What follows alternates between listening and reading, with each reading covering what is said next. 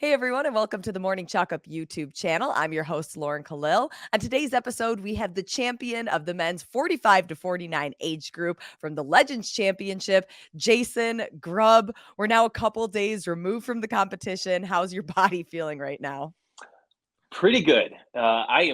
It's really hard for me to take days off in any way whatsoever. So I was quite stiff yesterday morning, but I came back to Mayhem to help reset up the gym, to unpack all the equipment that was moved out for the That Legends is not Championship. rest, Jason. That seems like a workout. It was not rest, but I got moving, and I didn't carry heavy stuff. There were guys carrying 200-pound kettlebells. I was like, hey, I'll take the 24s. That sounds good to me. I'll take those light ones. I got a little bit of the sun was out. We haven't seen the sun for a week Oh, how in nice. Cookville, so the sun was out. I got my bike erg out. I spent an hour in the sun. You know, slower than zone 2 training, just to get blood flowing. And then this morning, I came in and just decided. I actually walked in. Rich was in the coffee shop, and he said, "Hey, what are you doing today?" And I was like, Rich, what do I do? What should I do? Because I can't do nothing. He's like, "Man, I get that. You got to do something. We go crazy." He's like, "Do something you love." I was like, "Oh, Mm. that's great advice." Okay. So I went in the Mayhem training area and people were getting warm. And so Rich invited me to warm up with them. So that was like a max effort warm up with those guys. That was fun. 15 minutes max effort warm up. And then I did some bodybuilding, a little movement. I might do some zone 2 this afternoon because this is the last couple of days that I'm here at Mayhem in Cookville before heading off to Florida for warmer weather. Like the reason you buy an RV and travel is to not be in cold. So warmer weather is on the horizon. And that'll be good for the body, good for moving. So good. So good. So you're always on the move. You live in an RV? Yeah. Yeah. Yeah. Yeah. Always on the move. Originally, Cookville was going to be a 3-week visit that It never is. I somehow finagled that we ended up being here just over 2 months. And Wow. if we just find a piece of land out here and just live here, let this be home base, that would be great. Really, really, really love it here. The family, the welcome that I got here, and being able to train with the athletes here has been so fantastic that I'll be really sad to leave, really sad. And then the plan is to circle around the southeast for a little bit, do the CrossFit Open in Baton Rouge because Baton Rouge Why exists. not? Why not? It doesn't matter. It should be warm.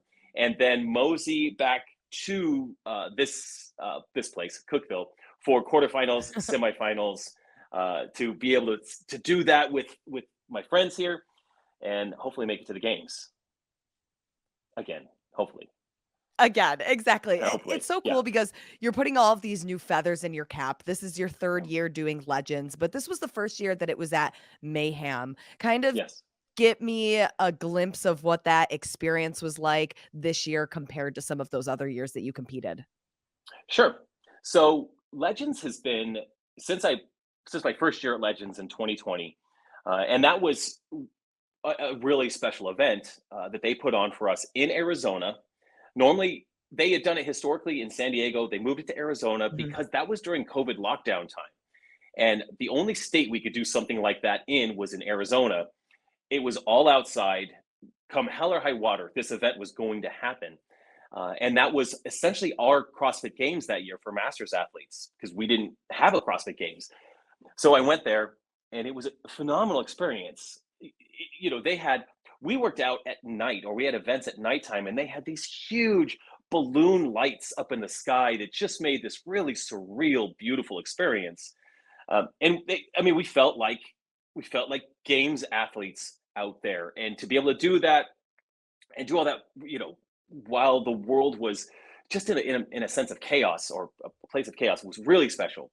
Following year, 1 year later, it was in San Diego, and they still go all out. It's at a Marriott on in the bay, and huge tent. They have stands and all of that. So again, a great experience. And then to top that, there's only two ways they could top it. One, they've got to take Yeah. over the Coliseum in Madison. They could do that. That'd be the only other way. Or they bring it to Mayhem.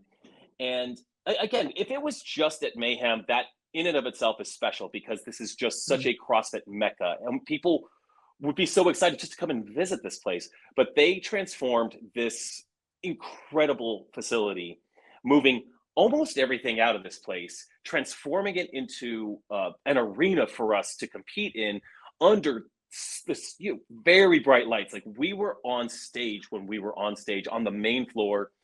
To have the coverage they had on the live stream over the weekend, I mean, it was an over the top experience that I don't know how they top that, except that they set the bar so high now that they just have to keep doing this. So Mayhem for most people would have been good enough, but to take Mayhem, transform it into this amazing experience was just beyond, above and beyond. Well, and even you look at the coverage, the professionalism of the Yeah, recaps that Rory did on the first 2 yeah, days, and then it transitioned into the live stream where yeah. you had the professional broadcast and Sean Woodland, Yes, Annie Sakamoto, these commentators that know the Masters athletes because they've been yeah, following you guys through the whole journey. How did this compare to competing at the CrossFit yeah, Games? Because you're a yeah. multi-year champion, Yes. winner. You're very decorated. So I'm curious what it was like in comparison to the games for you. So it was like the games. It was very much like the games. And since only 10 of us get to experience that at the games, being able to have in my age group 32 men in the 45 to 49-year-old age group get to experience that live stream, get to hear Sean Woodland say your name. It's little things like Yeah. that. When Sean Woodland says your name, you get chills because he's the same guy that announced for Rich Froning in 2013 or 2012. It's the same guy. So that is special.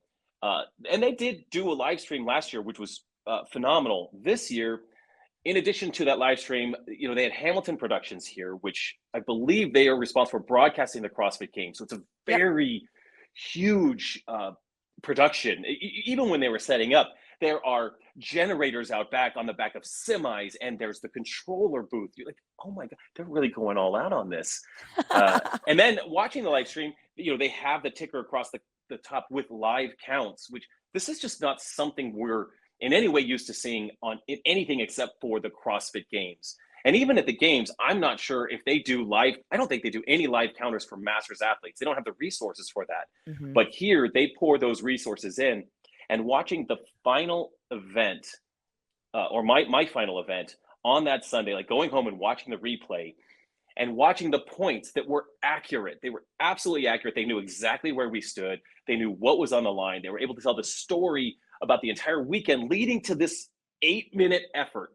It was phenomenal. And then to have, Annie make predictions because she knows me and she knows Jason Lucanon, who I was at best tied for first with the whole Battling it out, the damn Jason weekend. squared. This guy, phenomenal athlete, and he would just not slow down. But they knew the story. They knew all of that coming into it, and because they've covered us enough, Annie was able to call out some of my strengths and also some concerns in that last workout where, maybe Jason Lucanon, maybe he could catch me in this event because it was two. They were Yeah. two very different events that tested us beyond anything we could imagine in a final event. So to answer that question, it was very, very special and ridiculously professionally done in a good Let's go back way. and let's talk about that final event. Yeah. You went to bed Saturday night, and at that point, you didn't have it in the bag. You were behind in points from, Yes. Jason Lucanon. Yes. What was going through your head as you knew you only had those 2 scored events left? It was not something I'm used to. I am when I go to Legends, I am used to building a lead, building a cushion. The past 2 years, I built enough of a cushion that I could enjoy the last workout. Know that my my effort, whatever effort it is going to be good enough to lock up that win. So Saturday night was a bit stressful for me, and part of it was just staying calm. During as I was driving home from the event, we were tied for first. By the time I got home, more scores had been added or adjusted, Oh, and so I was actually yeah. behind by 4 points. And so yeah, going to bed, I'm playing Sunday's event through in my head a couple of times. I wake up, I'm thinking about the event, and my anxiety level is high. Just knowing that I I have I have not beat Jason in an event that was short. I beat him in two longer events because that's my wheelhouse. Give me enough time and I'll catch you. I just will. Like that is my jam. I can suffer the longest or feel like that. But these were two short events, a 4-minute event, then a 3-minute event. And in the short events, he won out. He was always a bit faster. So I woke up, I felt nervous, and it was a very uncomfortable feeling for me. I mean, there's nothing wrong with second place. There's nothing wrong with that. But I really wanted a three-peat. I really wanted to win. I wanted the relief that comes with winning. And I got up that morning. I do an ice barrel plunge every morning. Ate breakfast. I actually ran my kids through a workout that morning because we didn't go till Oh, 3:30 in the fun. afternoon. There's just so much time, way too Yeah. much time. And, like, the And I'm anxiety, I can imagine that just comes over yes, because you're like, "Okay, like, can we get yeah. started?" It's almost like you rather wake up and just do it. Just get it done, and then I can celebrate the rest of the day. So I've got to live with this anxiety for like 8 Yeah. hours before I can even get there. But I did. I felt myself. I've got everything packed, and I'm getting in the car, and the kids are behind me, and everyone's. We're all getting in the car. My wife and kids they're all getting in the car, but I got in the car first, and on my way to the car, I remember just taking this big, deep breath of cold Cookville air because it was a chilly day, and it's just I felt myself have that thought that I'm headed in to win today. I'm headed to win, and I felt an internal shift from what if I don't win? I'm really scared. I'm really nervous. I'm really anxious. To I'm driving to mayhem to win these events. So I felt that shift, and it's it's all in that mindset. But I felt that shift. I went in and start warming up because my body requires. I needed a good amount of warm up. This is day 4. The CrossFit Games are 3 days, and on day 3 we're beat up. So by day 4 And there were we're 9 feeling it. events throughout the weekend. That's Yes, a lot. yes, was a lot. It was a lot of events. It was an appropriate amount of volume to test us on. I feel like it was a very broad test for us, but no, we were hurting. So heading in to that last day, I got warm, felt good, and then I saw the last event, second to last event, first of the last 2 events was bar muscle ups and heavy front squats, 185-pound front squats. We do 12, 12, 9, 9, 6, 6, done. We have 4 minutes to finish. So we go in and we're warming up. My back was really tight from the previous days. I was squeezing like crazy to do it, 185-pound squat clean and rep out a couple of front squats. I was warming up, and I see Jason Lucanon and how fast he is cycling front squats. And I feel all the inside, like, okay, all right. I'm going through some footage. I'm going to put on my YouTube channel some behind the scenes. I was going through some Oh, of that cool. footage this morning, and I see a video of me just standing there watching Jason Lucanon cycle through front squats. Like I'm just motionless, pretending not to watch, but I'm totally watching this guy move so fast. And I'm not moving fast in the warm up area, and that's okay. I don't plan to move fast in there. But he had me worried, even though I knew what I needed to do to win. I knew that I could only do my best. That's all I've got. I can only do my best. And my best is moving fast through muscle ups, as fast as I can through front squats, even though he's going to cycle faster, and as fast as I can through transitions. And if I could just get onto muscle ups or get to a front squat before him, we're good. Then I'll tell you this. So because of the lanes are narrow. They have us staggered. They have our barbell staggered, and I'm just praying, hoping that he is slightly in front of me so I can see Oh, his front yeah. squats. That's a I good want to see advantage.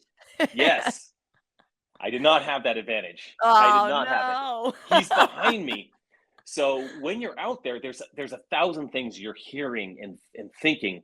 As we go out there, 3, 2, 1, go, run across, 12 bar muscle ups. He's right next to me. I get off a half a second before him. So I'm not beating him on muscle ups. So that's a concern in my head. I get to the front squats. I get one rep out of the way before he picks up the bar. But his judge is in my ear right next to me. I can't see him, but I can hear his judge. So my judge is like, one, one, two, two, three, three, four, four, five. He caught me. Dang it. We dropped the barbell. I run back. We got to 12. I run back and he takes a breath before the muscle up. And I hit the muscle ups immediately. And I did that on the last round and I got just enough to get ahead of him by 5-10 seconds. That was event one. And that But you created needed momentum. both wins. Needed both. So with that event, now I've got 2 points on him. 2 points. So all he has to do is win. All he has to do is beat me in the next event. We could take 9th and 10th and he wins. It doesn't matter. He wins. Next event, Annie Sakamoto makes the prediction in the live stream that Lukanon is going to move the sandbags faster than me. And if we were talking beforehand, I would have said yes, he probably is. So I'm Did you going use that to as fire? Oh yeah. I mean, I didn't know she said that, but I Oh, this was after the fact that this you is after. Yeah, I listened to the live stream afterwards. Yeah, And so I know he can move fast, and I'm ready to bleed if necessary to stay ahead of him. I felt the momentum. I got my heart rate to calm down during the 1 minute break between events. 3, 2, 1, go. Now we've got 6, 9, 12 strict handstand push-ups, sandbag cleans with a new standard of getting the sandbag up on our shoulder and showing our arm out to the side to make sure that's a clean rep. Very cool standard, very tricky because we're used to holding that sandbag up there, right? So holding it was very new. But 3, 2, 1, go. We get out there. We both run down, get through the handstand push-ups, and it's 6 handstand push-ups. We're not beating each other there. I do get down and get one sandbag up before he gets one up. And I'm watching through my peripheral vision and I drop a single sandbag and I'm ready. If he does touch and go sandbag cleans, then that's what I'm doing. I'm going to go touch and go sandbag cleans. But he didn't. He dropped it. I was like, oh, thank God. We're just tapping these sandbags, or we're going singles. And I was so thankful. So then we get back and I get to the second set of handstand push-ups. Now we're on a set of 9. I go unbroken and he breaks twice. And that is where, as I saw him break the first time, as I finish my handstand push-ups, I'm running down to start my sandbag cleans. And I feel that sense of, okay, we got it. All I have to do is just hang on just enough. I've just got to hang on and we're going to be good to go. And he came across, and again, for whatever reason, if he just turned into Superman at that point and decided to touch and go those sandbag cleans, he was never catching me. Or at least that's what I told myself.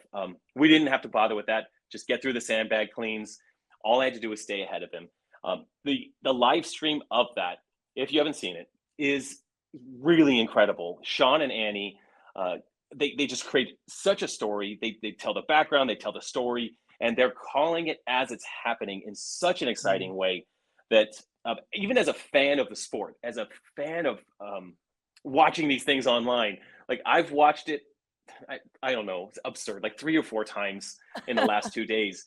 Even though I'm the guy in there, like I black out when I'm out there, so I don't remember half of that stuff. But in rewatching it, I'm like, oh man, this is close. Even though I know I win, I have this dopamine rush and the anxiety kicks up just before the event, thinking, man, that was a close battle. It was so close. Everything was on the line right there. And as Masters athletes, I sort of talked about this before we jumped on, but like, this doesn't matter in life. Like, this isn't life or death. But when we're out there, there's nothing else.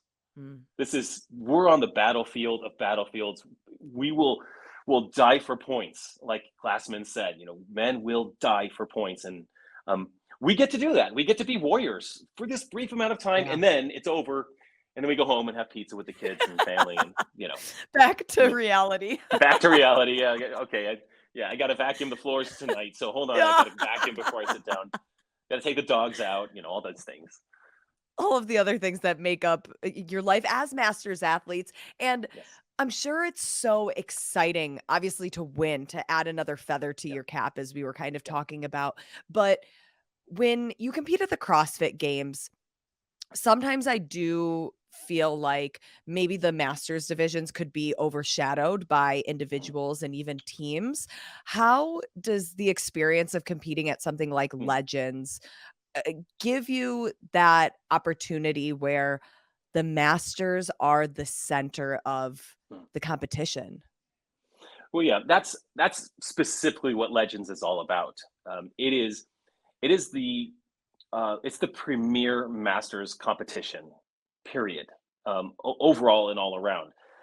The games is itself the bucket list, the best of the best. It's an amazing experience, and there's nothing like that. And it's I am honored to have been there 4 times and won 3 times. Like I can't believe that I've been able to do that. It's been fantastic. But Legends is for Masters athletes.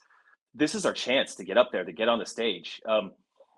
It's a chance for all of us to feel the camaraderie, particularly in our age group. We all know each other so well. Like I know all the guys, they all know me.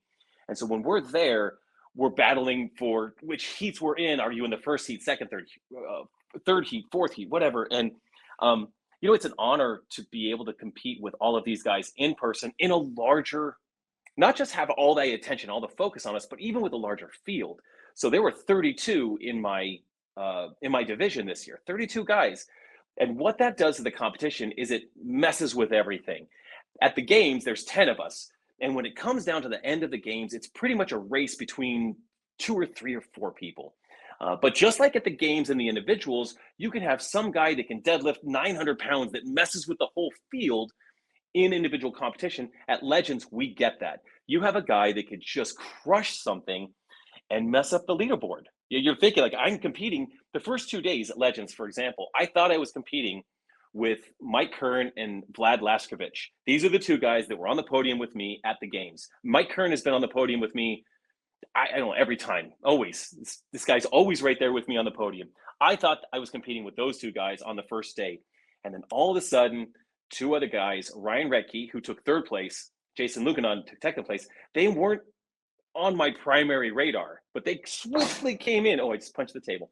They swiftly came into the radar really quick, and became the top 3 spots. Like, wow, a field like this allows, I think, for that breadth of competition. You didn't just Mhm. do really well in a qualifier to make the top 10, and then you still get ninth, which is fine. This is guys that are qualifying in multiple events around the country, because there's live qualifiers to get here, and then there's an online qualifier to get here. There's only, I think, one free pass, or I guess if you qualify the games, you get to accept a pass to Legends. But yeah, these guys get to be showcased in a much broader context, a much broader field. And So as I you was prefer coming the up, bigger field? oh, um, I mean, I would have said that, except that it was a stressful weekend. Yeah. Yes, I think I prefer a larger field. Yeah. And as I was coming up as a Masters athlete, it was before Legends. So I was at the games in 2018 when they took the top 20 to get to the games. And that was a huge experience for me. But if I was able to do something like Legends, and there was Granite Gates and Waterploos, I just hadn't done any of those yet, but something like Legends to qualify for, like, that would be a huge experience for me, uh, leading into my athletic, elite career as a Masters athlete. Um, and so a lot of these guys, this is their games, and this is it. They could train for this. This is their time in the spotlight, their chance to take a shot at the top, or at least compete with the athletes they get to see on TV at the games or previous Legends competitions. I mean, so many guys come up to me, and they're like, just in such a humble way. It's just such an honor. They'll say to me, and it's really nice of them, it's an honor to be on the stage with me, an honor to be in the same heat as me.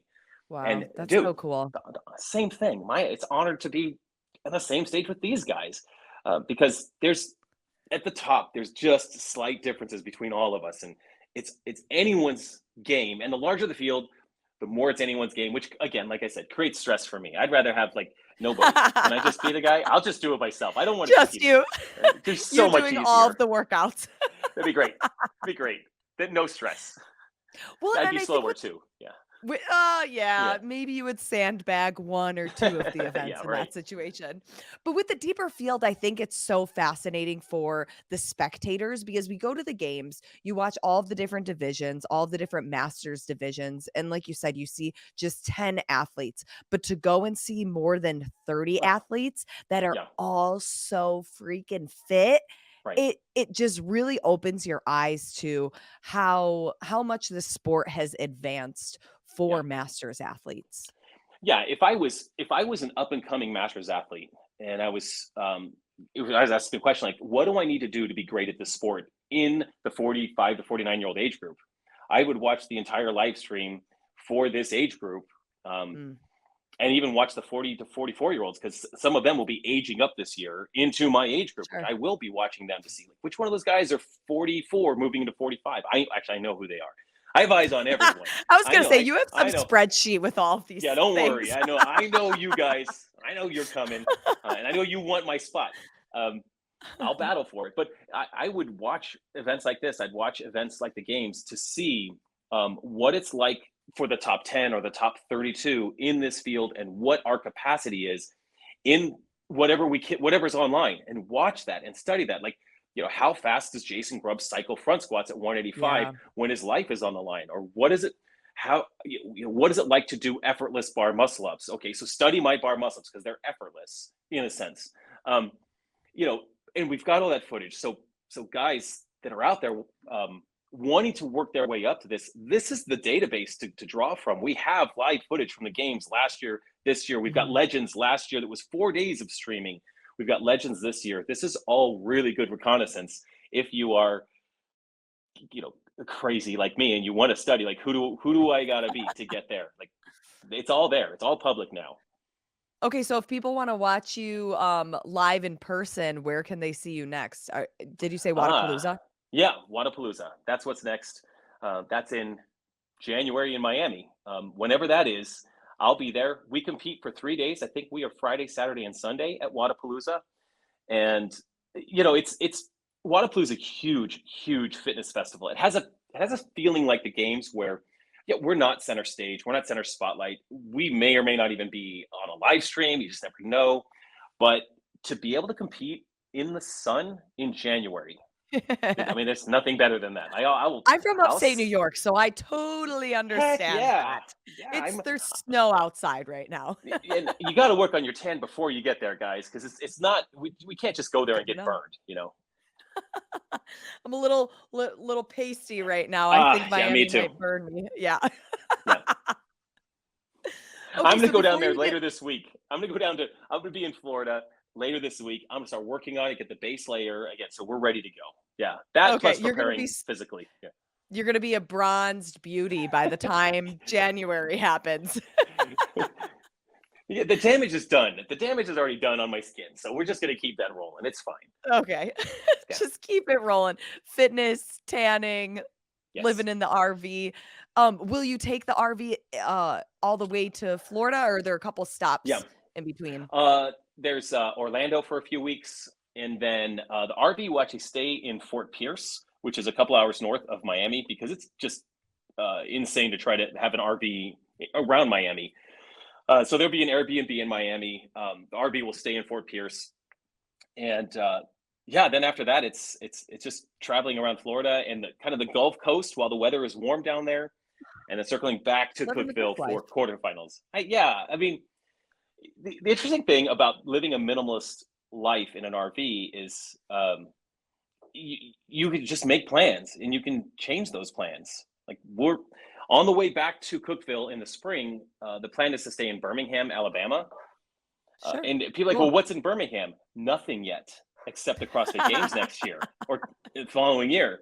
Right, So right. I don't know. Like it's kind of on the way. So why not spend a week Yeah, there go just to check it check it out. out? For If there's sure. CrossFit That's a gyms great there, I'm idea. gonna go visit them. And in traveling, I get to drop into different gyms and have some fun playing with people's equipment and getting to know Mhm. some people along the route. Um, so yeah, it's South Orlando is next. If anyone's from South Orlando, I need a place to work out for the next few weeks. Perfect. Hit Yep. Jason up. You guys can connect because it's really about the community. And I love that, you 100%. get to travel Yeah, and drop into all of these different affiliates because that's one of the reasons why most of us got into CrossFit. absolutely. Yes. Well, Jason, congratulations. Another great accomplishment. Next year, are you going to be there? Because I know I will be there, Oh and yeah. I gotta Yeah. gotta see how it goes down. Well, the lucky thing is I think if you win, well, at least the last couple of years, you get an auto invite the next year. So Ooh, there yeah, you I'll be go. here. I'll be here. And I'll be a year older and there'll be new guys in the group and everyone's going to stress me out. And that's just fine. Let's do it. We're hoping for another stressful race as a spectator. Of course. Awesome. Thanks, Jason. And until then, we'll see you next in Miami. All right. Thank you.